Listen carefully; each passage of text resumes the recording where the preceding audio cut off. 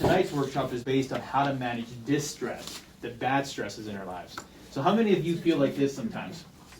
No doubt about it, right? Imbalance. There's imbalance that's happening here. So we need to know, how do we get back into balance, right? Because when we are not in balance, what usually happens to our physiology? What happens to our health? It declines, right? When we are not in balance, our health declines. So we need to find out, how to restore balance, all right? Some of you have never been in balance. You don't even know what that feels like. Some of you have had the balance, and you lost it, and you say, how do I get back there, right? So it's all about balance, because you want, when you wake up in the morning, you want to be like this, right? How do we get from imbalance to balance?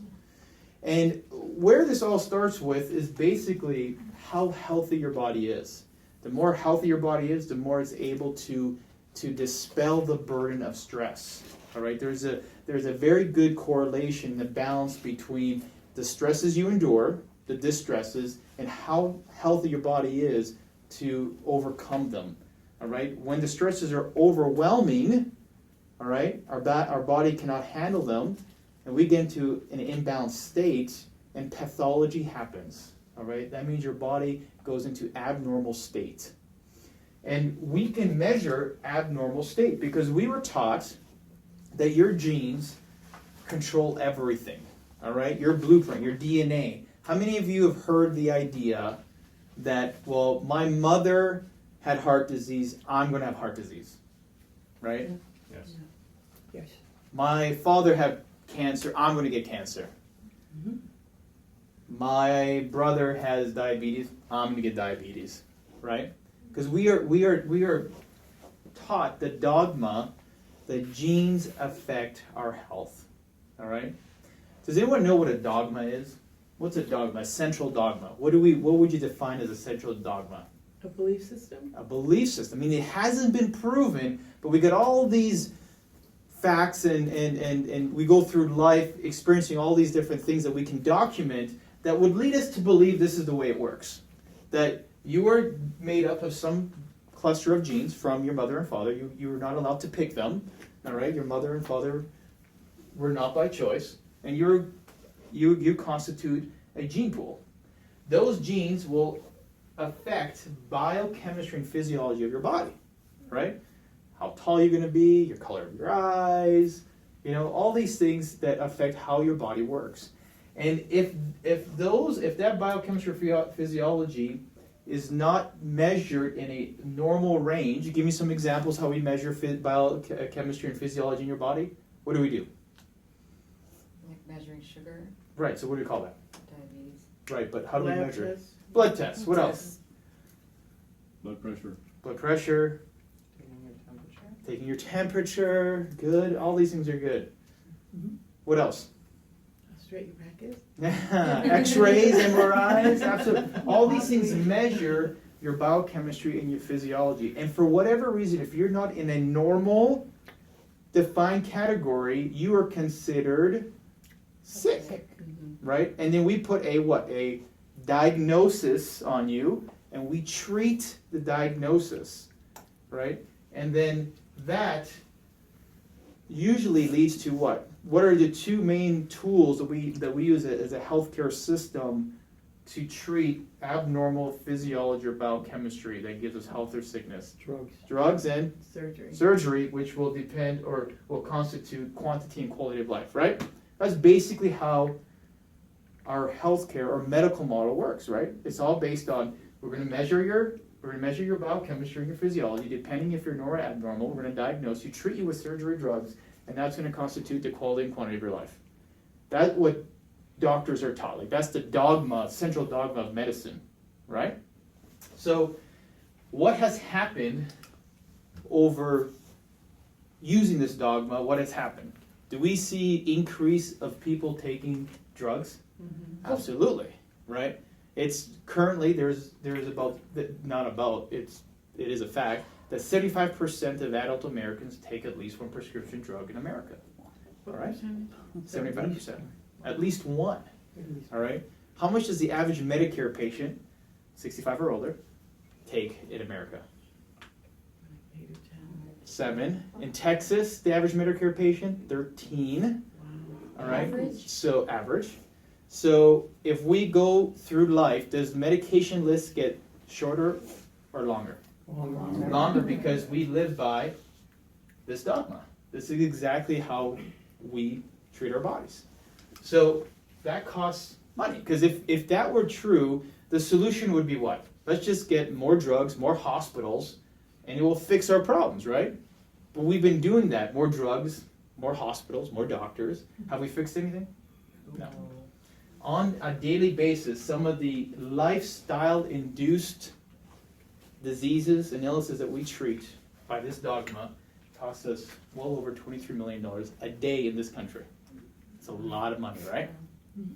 So, if we follow that dogma, talking about eating better, exercising more, having positive mental, healthy attitude, would have no place in that dogma, right? Where does that come in, right? Do we mention lifestyle influencing your genes or how your quality or quantity of life is going, right? That it doesn't exist in that dogma. That's why most medicine in this country is practiced that way. That's the only way to practice, is that you have to measure something, it has to be abnormal, and you treat it with drugs and surgery. And talking about lifestyle has no place in that dogma. So, recently, there's been new research. There's been a lot of research about how does lifestyle play a role in our quality and quantity of life. Do you think that has an impact? Because if it does that dogma get squashed? It does, right? That dogma is wrong, right? But medicine still follows the dogma, but we can prove now that that dogma is wrong. A medical doctor, his name is Dr. Bruce Lipton, all right, he was a teacher at Stanford Medical School. He left the medical field for this reason alone, with his research on what he calls epigenetics. And epigenetics is the study of how genes are influenced through lifestyle, meaning that he understands that genes are present, that you do have genes. Your makeup is your makeup, your blueprint is your blueprint. But you might be predetermined, but you're not, you might be predisposed, but you're not predetermined on how those genes are going to be expressed in your life, depending on the environment and materials that you have around you. Because that will change. If I can say that epigenetics, the influence of your lifestyle, materials, and environment can influence your genetic control, all right, and influence your biochemistry and physiology and determine your quality of life, would you want to know what those things are? Mm-hmm. What are the congruent things that are genetically capable of our body working better in terms of the food we eat, how we think, and how we move? Would you want to know those things? Yeah. Does the fact I never mentioned medicine or drugs in that sentence have anything to do with our medical model? Do you see why our medical model was great for what it was initially intended to be, right? Acute care. If you have a broken bone, a heart attack, we are the best at doing that in this country. But what we've done is we've taken that model and say, hey, let's move that model and let's try to use that model as a lifestyle. And this is where we went wrong. We should have just kept it the way what is intentionally meant to be. Because now we have drugs and surgery for what? What are lifestyle diseases we have surgery and drugs for? Obesity? Everything is true, but yes, obesity, right? You can't go to sleep, you can't wake up. You're depressed, you can't wake up, you can't sleep, you can't concentrate. We got drugs for that. But hey, we'll say, well, what's the environmental, what is the congruent things that we need to do in our environment, in the things we put around us and the things we put in our body to make those things work better, versus saying, hey, let's just put a chemical in our body. Do you think every time we put a chemical in our body, that produces stress in our body? Right, because it's not supposed to be there, right? We're not born with a deficiency of aspirin or cholesterol drugs in our bodies. We're not engineered to do that over a lifetime. This is where we're seeing the human species move more and more away from the animal kingdom. When you were in school, you guys took biology, right? If you took biology, and like me or the doctors here, we had two different biologies. We had animal biology and we had human biology. And we said these things are separate, right? They're actually in separate buildings probably, right? And we said there's different laws on human biology versus animal biology. But we have to understand that we are part of that circle. We are part of that animal biology. We're mammals, right? The laws do not change. So the way we think of how things happen in our environment, in our lifestyle, for example, if a dog throws up, What's the question that we ask? What did the dog eat? A child, a baby throws up, what's the question we ask? What drug do we give him, right? Am I right? Right? See how we think differently? But we're in the same biology, right? It's no different than if you have a fish at home and the fish is sick, what do? You most likely will change the water, the environment, right? If we're sick, do we change the environment or do we try to change the actual species? We try to physiologically try to change us to adapt to the environment, right? And that's where we've gone wrong. So if this dogma were true, we need to start focusing on what's congruent with our genetic compromise. And there's only 3 areas in your life, and you've probably heard me say this over and over again, that you need to master when it comes to your lifestyle. How you eat, how you move, and how you think. All right? The nexus in the middle is where potential is. That's where your life potential is. That's the definition of wellness, health, all right? Quality, quantity of life, all right? Because if you were to ask a billionaire, all right, if you can do it all over again, what do you think they would say? Do you think that they would say, you know, would have worked harder, worried more? What do you hear most people say once they get later on in life? If I knew that I was going to be, quote, this sick or this way, I would have taken better care of myself. Unfortunately, you don't get to do it all over again. You get one shot at this, right? You were not given a manual on how to do this. Because your biggest influence, I always say this, when it comes to your belief systems and your strategies with others, it comes from who? Your parents, right? And this is why generation after generation, we will not see change until we start understanding, and there has to be a mass movement moving away from, you know, what do we need to put in our bodies versus what do we need to do for our bodies. So we're going to talk about what stresses are in your lifestyle that influence this, so this doesn't work right. We want to make sure that you are not toxic or or deficient in any of those 3 areas of your lifestyle. So the belief system that your lifestyle choices will determine the expression of your genetic blueprint, that is true. Like Bruce Lipton, if you read his book, Epigenetics, it will blow your mind on how environment, and just the way that what we've just discussed today, it makes sense, right? Your environment will influence how your body responds to the environment, right? And when it doesn't, it creates stress. So 3 main things that cause stress in most people's lives in American culture today. You don't have enough health. We talked about that. You don't have enough money. It's a big influence in this culture. And you don't have enough time, which I think is the most valuable. How many seconds do you have in a day? A lot. 84,600 seconds. All right? Do you know how you're spending each second? Where is it going towards? That's more valuable than money, right? You think every second of your life, like $1 that goes through your hand, every single second. What are you doing with that time? How valuable you're making it, right? We'll talk a little more about that as we go on. So we have documentation after documentation that, you know, our thoughts, our communication, how we express stress, the patterns will create deficient or toxicity in our environment, has many more emotional and physical stresses. These patterns are incongruent with the human requirements for health and vitality and result in pandemic levels of chronic stress and illnesses. So why do we get sick from stress? It's because when we don't obey the laws of human biology, all right, when we go beyond the laws of human biology, we try to push ourselves, put ourselves in an environment where we cannot be compatible with, is when we create pathology, which means we create abnormal biochemistry and physiology. Our body tries to adapt. Our bodies have this thriving push to always be innately healthy, right? That's an intelligence inside of us that we always have, all right? That intelligence lives with every single one of us. We are all born, every species and animal on this planet has a thrive to survive and be healthy in its environment, all right? So when we exceed those limits, it creates pathology. So there's been some great documentation and literature that has proven this. The National Institute of Health says today 85% of disease in this country is lifestyle related. Is that crazy? So do you think our healthcare system should shift towards that, right? That, hey, let's start addressing some of these things to see these things decline. Out of Purdue University, 71 cents of each healthcare dollar is spent on treating conditions that are lifestyle related. We talked about the two biggest ones are obesity, diabetes, or the top three, obesity, diabetes, and cancer. Are lifestyle related and potentially reducible by behavioral changes. This study also talks about what diseases are contributed to genetic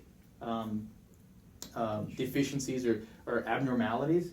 The world's health issues that cause disease or death by genetic deficiencies or abnormalities, or what percentage of illnesses and disease do you think?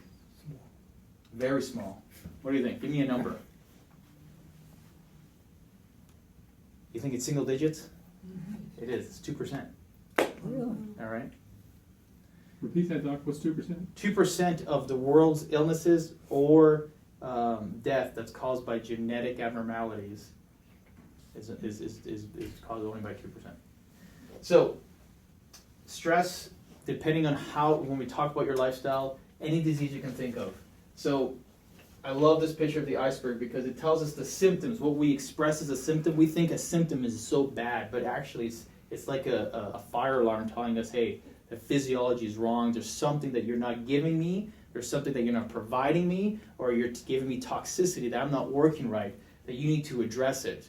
Not take something, put it in my body, and try to change my chemistry so I can adapt to the environment, right? Because that again, we're not working with the body, we're working against it. So those things, either movement, thought, or nutrition, comes underneath, right? This is where we need to dissect, because pharmaceuticals are great at this, right? You have a pain, medication, right? You have abnormal blood tests, high cholesterol, high sugar. Let's give you a drug to reduce that symptom, right? But we never really find out what's the cause of these issues. So I talked about the balance, right? We all have these stresses or toxicities in our lifestyle. What are we doing in terms of nutrition, exercise, and thought? I put sleep here because we're going to talk about this, but we have to have this balance. We have to have this balance, all right? Because when you don't have the balance on the spectrum of health from being optimal versus death, the more that the stress puts burden on your body, the more you move down this spectrum of health, all right? In terms of symptoms, disease, and then eventually death. So let's talk about those. Diet, exercise, sleep, toxicity, and unmanaged stress. When we talk about diet, I put some comedy relief in here. I love this one. It says, what fits your busy schedule better? Exercising 1 hour a day or being dead 24 hours a day? Right? We put things in perspective. I love this one. It says, and they thought tobacco was going to kill us. This obviously goes on with if you look at all the processed food that we eat, the toxicity to our body. I'll take some cheese or... Yeah. Unmanaged stress. Fat. Have you been under abnormal stress? Meaning that we all have abnormal stress, but do you have even more of the abnormal stress? It's crazy. So, sleep. When we are stressed, and we usually have as a society, are we overscheduled, overobligated, overbooked? Right? It's a trend. I hear it from our patients all the time. Doc, I gotta, my kid has this activity. I got this group to go to. I said, you're just such in a hurry to be everywhere. Do you know what you're doing, right? And we don't manage time, priorities, core beliefs. What you want to accomplish here, which we'll talk about, purpose and mission. But when we start doing that, we are in a sympathetic state.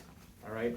Remember, I'm going to keep neurology really simple here, but our autonomic nervous system, that's the part of your nervous system that you don't think about, right? Heart rate, breathing, digestion, things that are happening right now that you don't even are consciously aware of. There's two parts, the sympathetic and parasympathetic. Sympathetic is the part that is the fight or flight response, right? Mm-hmm. So if you were at a watering hole back in our hunting and gathering years, and a saber-toothed tiger jumps out at you, what happens to your state?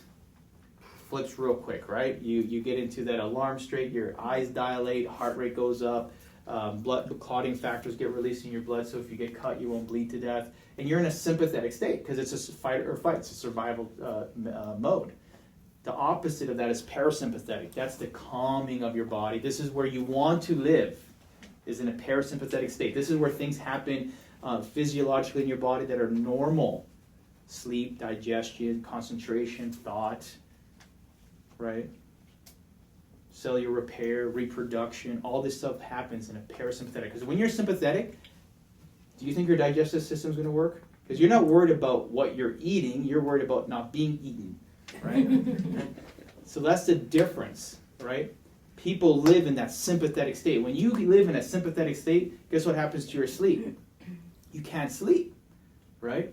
Your body does not release the dopamine and serotonin that needs to be released for you to fall asleep, stay asleep, and get that restful sleep, the REM4 sleep, right? REM4 sleep is the deep sleep where rest and repair happens the most. Sleep happens in 1.5-hour intervals. So when you sleep, you always want to sleep in 1.5-hour intervals. It takes at least one full sleep cycle to get into a REM4 sleep. All right? The best time to be asleep based on circadian rhythms is between 12 and 2 a.m. So if you want to be in REM4 sleep between that time, what time should you be in bed by? 10:30? Absolutely. All right? And if you are falling asleep at 10:30, you want to sleep 1.5-hour increments, what time should you get up? You always want to get up in 1.5-hour increments. You never want to get up in the middle of a, and this is an average based on studies. Some people go a little shorter or longer, but most humans sleep in 1.5-hour sleep cycles. So you always want to wake up in 1.5-hour increments. You never want to wake up, plan your waking up in the middle of a sleep cycle, because studies have shown if you wake up in the middle of a sleep cycle, you've lost the rest and repair from that cycle. An incomplete sleep cycle is worthless to you, right? So you always want to sleep in 1.5-hour increments. So when you're in a sympathetic state, it creates sleep disturbances and rhythms in your body, all right? And it creates, here's a big word, sympathetic otonia, all right? Increased sympathetic response. And when you have increased sympathetic response, remember we talked about digestion does not work. You do not absorb what you need to be absorbing. You become nutritionally deficient, all right? When you become nutritionally deficient, all right, you do not have complete digestion. No matter what supplements, food you put in your body. Doc, I can't sleep. What supplements should I take? I said it doesn't matter because you're sympathetically stimulated. You can take all the supplements you want. It won't work. Yeah. Right? And then you have dysbiosis. This means an imbalance in gut flora. You need the pH of your body to be 7.365, slightly alkaline. All right, your gut needs to be 2.1. All right, this is how the body works. The acidity breaks down the food. Those microbes in your gut control a lot of balance between systemic and digestion and your immune system. When this gets all interrupted, it creates a huge toxicity in your body. You have poor absorption of food. You're nutritionally deficient. Guess what? When you don't eat properly, you don't digest fuel for your car, what happens? You get tired. Doc, I need to exercise because I need to lose weight, but I'm so tired. See the problem? Mm-hmm. Right? And guess what? It keeps going. All right? You're stressed out, right? Not nutrition. You're sympathetically charged. Your gut's not working. Your immune system's depleted. You're tired. You want to exercise, but you can't. Guess what you reach for? I'm not you guys. I'm talking about our culture. What do we reach for? Chocolate. Junk food or caffeine. That's right. Right? I see people with these monster drinks, these stimulants that we're putting in our body. We're already in a stress state. Now we're going to put more stuff in our body to create even a higher sympathetic response. Right? And our body's just buzzing at this point. But guess what? You want to feel better, right? You're feeling down. You just want to feel better. So not even a monster drink, but even medication. Right? We give medication to these patients. And this cycle just keeps going, right? Because when you're tired and you need that lift and you take a stimulant, a drink, or a medication, your body starts craving gluten, casein, which is what? You know, when we talk about gluten, sugar, and where's casein? Yeah. Dairy, right? The biggest two precursors to, we'll talk about this, inflammation on the next slide, but it gives you a morphine-like sensation. It gives you this lift, and you feel better, right? But once you feel better, guess what happens? You have this horrible crash, right? So you have this horrible crash, and this stands for hypothalamus pituitary adrenal stimulation. It's an axis, they all work together, but basically it's an adrenal fatigue, right? Because it's like you're revving your body like a car. You have the foot on the gas, and you're in park, right? It's like you have a saber-toothed tiger jump at you, and you're going to fight or flee, right? Because you really need that stimulation to move fast, right? But you sitting at your computer while you're in this state, buzzing, is not very good for stress response in your body. So it continues to happen. Cortisol gets dumped into your body. Cortisol, if it's not expelled, it gets stored. Guess what your body makes to store cortisol? Where does it get stored? Fat cells. Produces more fat cells. Increase cortisol, let's make some more fat cells. You have too much cortisol, more fat cells. All right? And that's why you see women, what's called a downward dress up in the back, pear-shaped type style body. For males, it's gut. All right? It's just this cycle. And then and women come in and say, Doc, I have all the symptoms of a bad thyroid, but my blood work on my thyroid, they say it's normal. I have no problems with my thyroid. Right? I said, well, it traces back to so many previous physiological steps before it even gets to your thyroid. And this is why people say, metabolism gets thrown off, can't lose weight, you gain weight. And you say, Doc, I work out, I try to eat better, I just don't lose the weight, right? And and this cycle then goes to what? Because your body's not working. Mm-hmm. You say, man, it's just pretty depressing, isn't it? How many people do you think live this cycle every single day? How do you break this cycle? You think a surgery is going to fix it? You think a medication is going to fix it? There's only one thing that can fix it. You have to take your body from the sympathetic state, and you got to get it back to the parasympathetic state. That's the only way. It has to happen through lifestyle, right? No one else is going to do it for you. But you have to understand where you are to get here, right? Because if all you taught that dogma, I got an abnormal biophysiology and chemistry, and if I just take this drug, it'll make me feel better, but you still applying the stress to your body, you're not getting anywhere. It's just this vicious cycle that you're going through every single day. That's why people can't break through it. On a physical level, your libido, especially in women, estrogen, right? Imbalances in women. They start having issues with hormonal imbalances, testosterone for male, right? And your body's just riddled with this inflammation process, and it creates pain. What patient is this I'm describing? What's that condition called? Fibro. Yeah, right? This is it, right? This is exactly this patient. Doc, I take medication for my fibro so I can get up in the morning and at least be part of the family or something. Like, really? I'm like, that's your quality of life? But that's all they've been taught. They don't get the idea that your body's so stressed. And it's not stress that you see this physical thing, but there's triggers that you're doing, toxicity in your environment that we're not recognizing to fix, to get back to parasympathetic state. Are you with me? Mm-hmm. Yep. All right, so you want to learn how to break that cycle? Pretty cool, isn't it? Oh, looks easy. This is the cycle of a sympathetic response continuously in our body. All right, it starts here. These are all the biochemical, physiological pathways.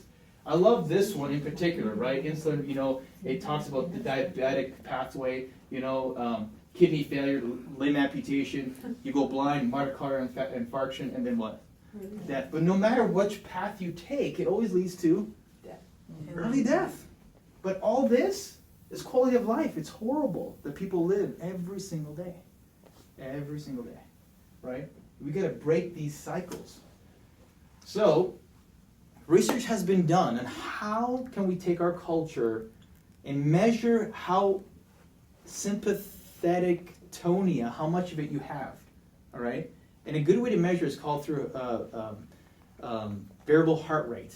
Makes sense, right? Sympathetic state, your heart rate goes up, right? So if we can document where you are in your heart rate and see the patterns and watch this heart rate go down, we know that your body's getting into a more parasympathetic state, right?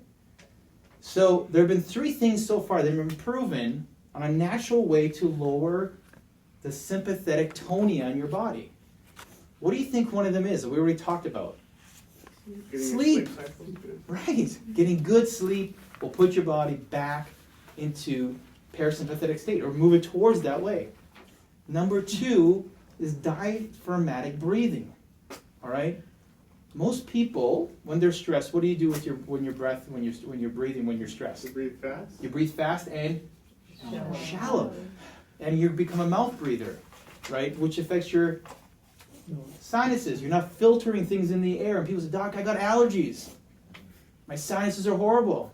Well, not only is the sympathetic part reducing your immune response, but you're most likely a mouth breather that you're not filtering anything that goes in your body like through the nasal passages like you should, right?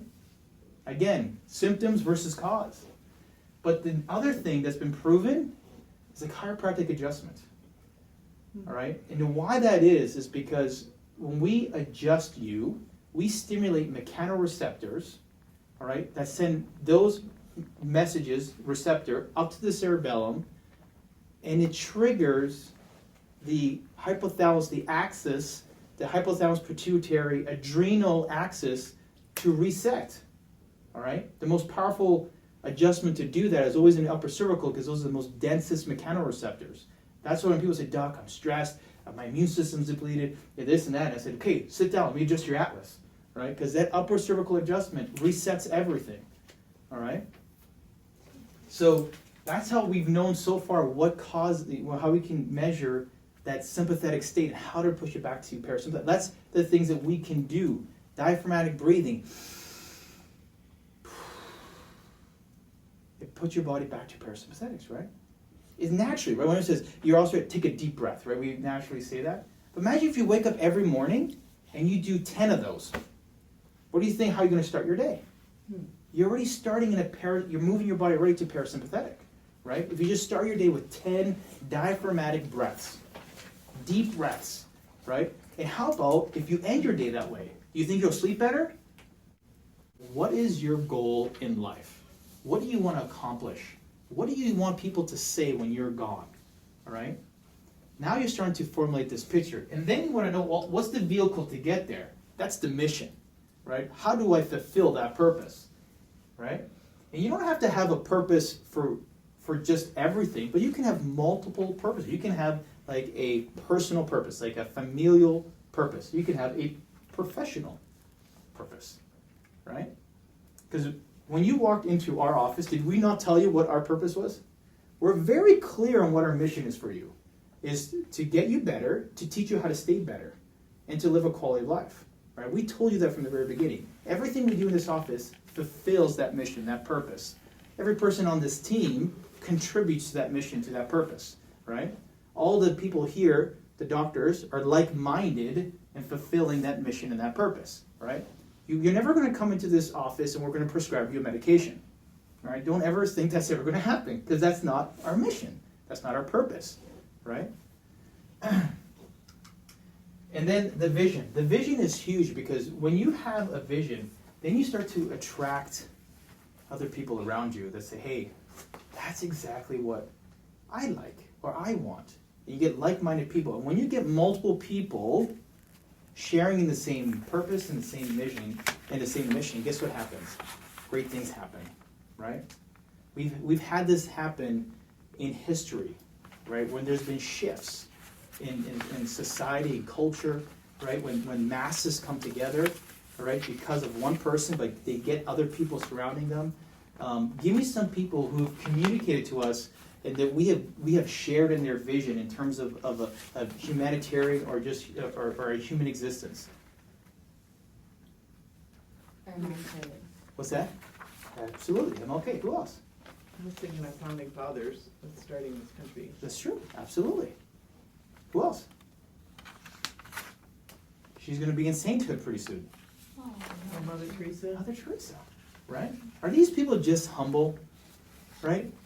And they really come to serve, right? They have a clear mission, a clear purpose in life. Like there's no doubt, there's no ambiguity in what they're doing, right? And it's great when you see that. And then goals. How do you measure how well you're doing? All right? And I'm going to put some real definition around that here in a second. So, when you look at and I talked about the obituary, what your core beliefs, purpose in life is, everyone has core beliefs, all right? You might have a few, you might have a lot, but you need to have core beliefs to formulate this purpose. And this is just an example, mostly they're mine, but they're just some example. But hopefully you have a physical responsibility, meaning like you have a physical, you have a purpose in life that you want to physically be healthy, all right? Spiritually, you want some sort of spiritual health in your life, right? That it's bigger than us. There's a higher power, no matter what religion you are, whatever. But that you're on this planet, part of a bigger being, right? Mental health, vocational health, financial health, familiar health, social health, right? And we need to put energy in all three of those accounts. I mean, all of those accounts. Because if you don't put energy in all those accounts, what happens to that wheel? It starts to get a little morphed, right? But we try to push that wheel every single day. And if the wheel was balanced, how would that roll every single day? Nice and smooth. But when it gets morphed, and if one of these accounts, if you're not putting energy in, or it's toxic, right? A lot of people here and here get toxic in their accounts, right? They get small, they retract, that wheel gets harder to get moving, right? It's like we've got to push it every single day. That's stress. That's an environmental stress we put ourselves into. So you can't change all this overnight. It'll take 21 days. Everyone understands the physiological principle of 21 days, right? It's been proven that if you do something for 21 days, habitually, it is harder to go back to what you're doing before versus continuing that habit. All right? It takes 21 days. So, let's talk. Who here has read the book, Stephen Covey's 7 Habits of Highly Successful People? Who've heard it? Who read that book? Okay, so you understand the concept of 21-day week. Stephen Covey likes to take those accounts in your life and separate them. And so you can have very defined time, which is value, to put into those accounts. And your day should be split up into 3 days. Your pre-work or professional day. So you have your first day is when you wake up before you go and contribute to society. Whatever that may be. You might be a student, you might have some sort of professional life, career, whatever it is. But you have day 1. Day 2 is that professional day, right? Day 3 is the day after the professional day. So in what we would consider today a full day is separated into 3 separate days, right? And he talks about, and it's really helped me, that first day is all about you. All the things you want to do personally, physically, work out, read, meditate, prayer, make a list, whatever you want to do, that's all about you. Your professional life is giving yourself to everyone else, right? Career, professional. Guess what the third day is all about? That's right. Social and family, all right? And he talks about how not to make those borders blend, right? When for example, all right, I get a patient that says, "Doc, call me at night." No, I'm going to call you in day 2, which is part of my first day. I really do not let anything, as best I can, to cross into that third day. And same in the morning, which is the most safest day, right? Most of the world does not even wake up until you're into your professional day. So when people say, "Doc, where do you find time to work out and read and meditate or prayer?" I said, it has to be done on day 1, all right? This is why I wake up at 4:30 every single morning, all right? And I tell people, why do you wake up at 4:30? Because I said, if it doesn't happen on day one, it ain't gonna happen, right? So this is where I get my personal stuff done. By the time I get to work, I've already had a good day. Nothing can influence my day by the time I get to work or to the office or to the clinic, right? I already set myself up to have a good day. And you do this week, day to day, week to week, and you watch how your priorities and what you say no to and yes to become very clear. It becomes very clear what you say yes and no to. So, the last thing I'm going to talk to you about is time. How many seconds in a day? 84,600 seconds. All right? How much of the time you spent in sleeping, day 1, day 2, and day 3? Everything you have in all 3 of those days, you better make sure they're accounted for. All right? Your time is so valuable, right? Can you buy more of it? You cannot. Can you make more of it? You cannot, right? Time is time, right? You can never give it back. So you, like I said, it's the most valuable asset in terms of environmental materials that we have. So when you look at your time, you want to be doing everything as much as you can. I say at least 99% of things that you do in your life better be quadrant 2 living, which is things that you're doing that are important, core values, but are not urgent, meaning not stressful. All right? So if we look at important and urgent, what are some of the things that we do in our lives that would constitute a quadrant 1 action, which is very stressful? Quadrant 1 is the most stressful things you do in your life that are important and urgent. Give me an example. Getting to work on time? That's right. Right? If you do not have strategies in place to get work on time, it gets stressful, right? It's important and it's urgent. Right? What else? Paying bills. Important, urgent, right? Can you move that, though, into important but not urgent if it's planned correctly? Mm-hmm. What I'm trying to get at, everything that you would consider to be important and urgent can be moved here. Because there's nothing in your life that needs to be important and urgent. That's the whole idea. You want to get rid of everything in your life that you would consider important and urgent. Because that has put you in the most sympathetic response ever. All right? You have to get rid of as much of that as possible. Give me an example of things that you do that are not important and are urgent. Answering a telephone call. Yes. What else? What did he say? Answering a telephone call from a solicitor. What else is not important that you would consider in your life that you do that's not important and urgent? Checking Facebook. Is it urgent? Sometimes. That would be considered as not important, not urgent. Right. All right? Important and urgent. I'm sorry, not important, urgent.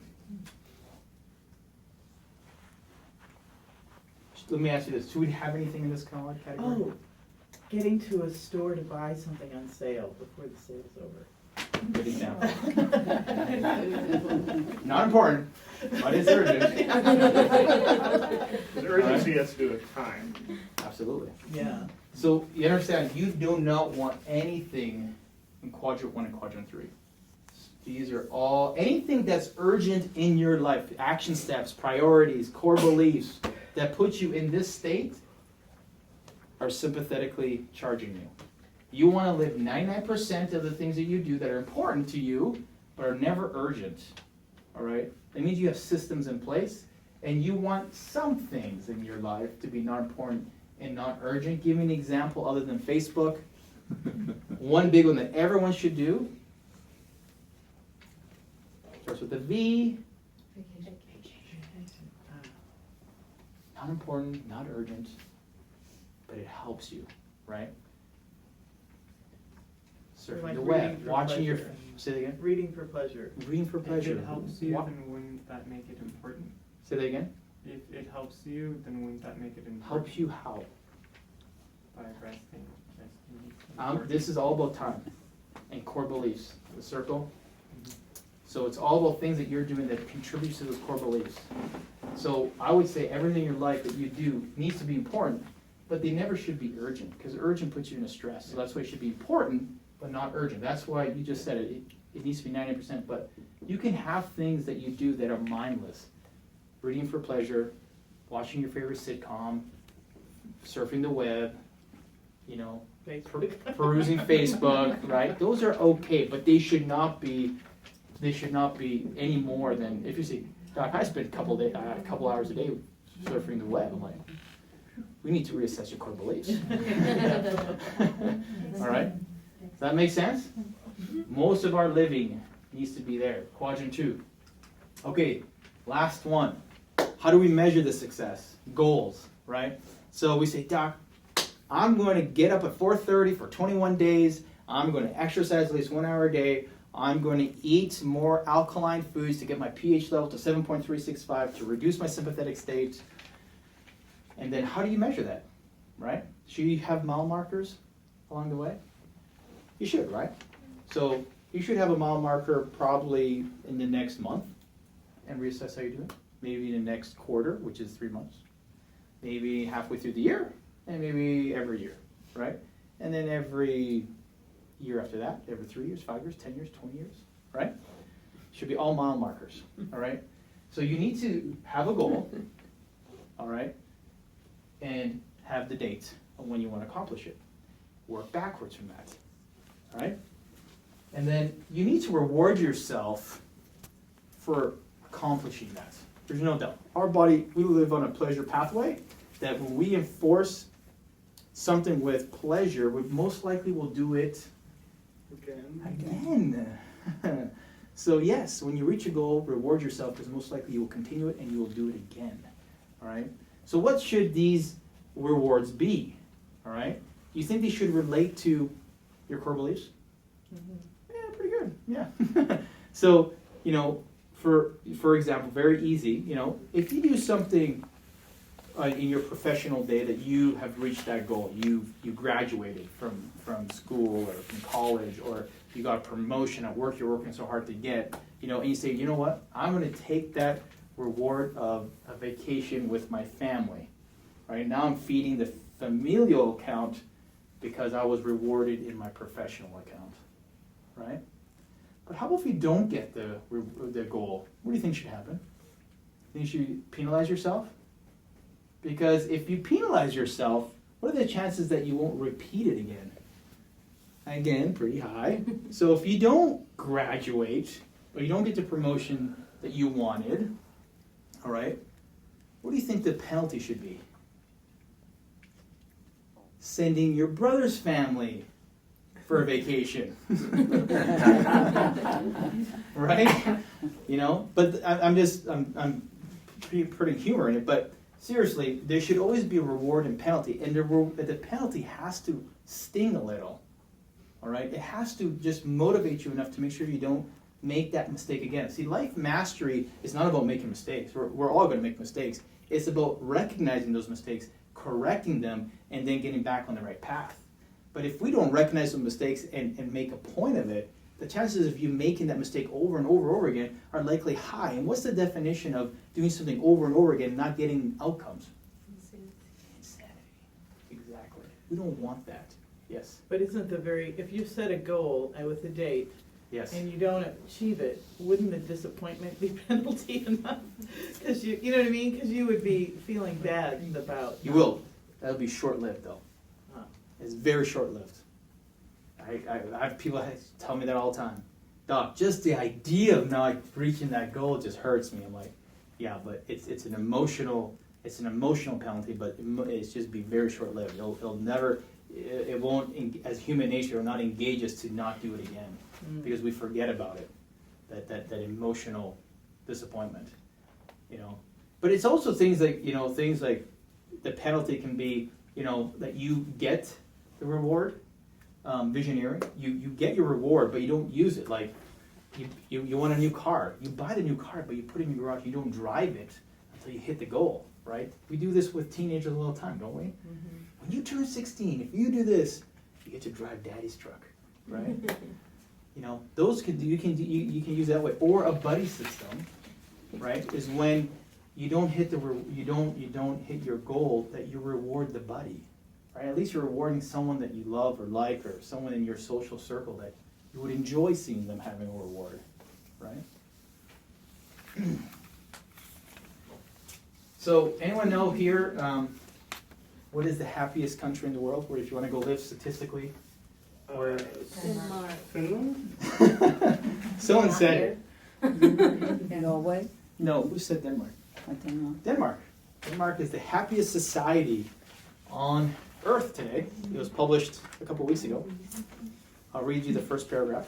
Rankings put US at 13, at 2 spots higher than 2015. Copenhagen, Denmark. Denmark, perhaps better known for its fictional suicide agonizing Prince Hamlet and fierce Vikings than being a nation of happiest people, has just won the very accolade again. Even U.S. Democratic presidential candidates Hillary Clinton and Bernie Sanders have singled out the small Scandinavian country as an example of a happy, well-oiled society. On Wednesday, I don't know when the article was published, the United Nations made it official. It found Danes to be the happiest people on earth in a study of 156 countries. I don't even know 156 countries, so that's pretty impressive.